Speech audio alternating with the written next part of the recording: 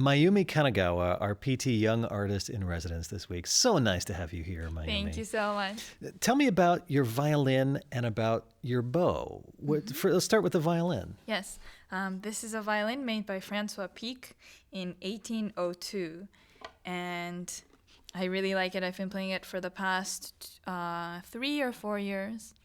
And how did you come to get this violin? Yeah, actually, my father is an amateur violinist, and it originally belonged to him. I mean, it still does. But he bought it from a private collector in the 1980s in Germany. And the owner passed away, and his heirs wanted cash instead of a violin to split up.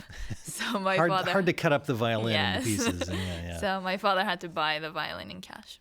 So that 1980s, that was years before you came along. Yes. So the violin was in the family before you were in the family. Mm-hmm. Wow. And the bow, tell me about the bow. This is a Sartori bow. It's about 100 years old, and it's unusual for a bow this old to have the original winding here. The silver part is usually replaced because it wears down with use. But so does that mean it didn't get used very much? Yes, it's relatively new in terms of how much it's been used for a 100-year-old bow. So it's like a 20-year-old car with only 5,000 miles on it. Yeah. But actually the thread broke like a couple of months ago, but the luthier to whom I brought it said that I should probably wait until I need to get this black part replaced also. So I have some Scotch tape on it to protect it for now. So a 100-year-old bow being held together by a piece of Scotch tape at the moment. I mean, it's just a stick of wood with some horsehair on it. And is it really horsehair? Is it really hair from a horse? Yes. It really is. Huh? I think most of them are from female Mongolian horses. Oh. Yes. Okay.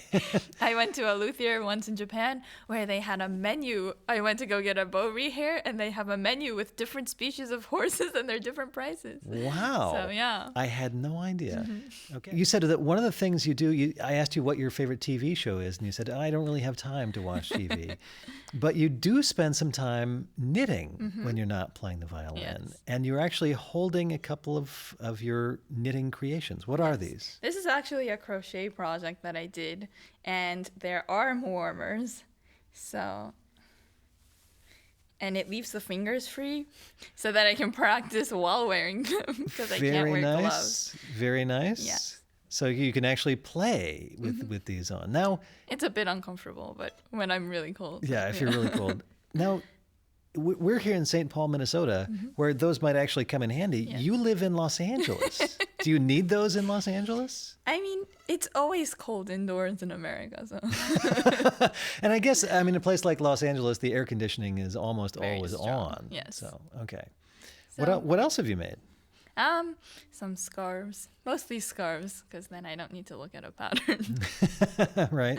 Scarves, the arm warmers, but these are fairly fancy. These are not, it's not just a tube, because you have the thumb hole and then the finger hole too. So that looks fairly tricky.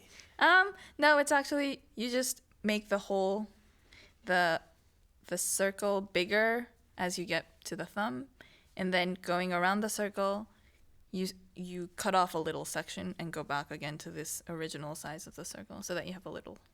I'm sure people who know how to do that makes sense too. It's beyond me. It looks impossible. It looks amazing.